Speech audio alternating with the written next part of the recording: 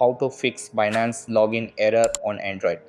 Hey guys, in this video, I will show you how to fix Binance login error on Android. Alright, so let's begin.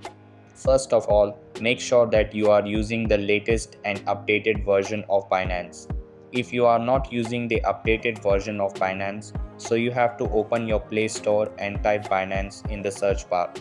Now here you have to update Binance to its latest version.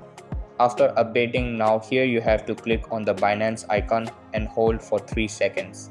After that you have to click on app info here. Here you have to scroll down and click on storage. After that click on clear cache at the right bottom. After that click on clear data on the left bottom. Now here you can log into your account in Binance in which you will not face any problem.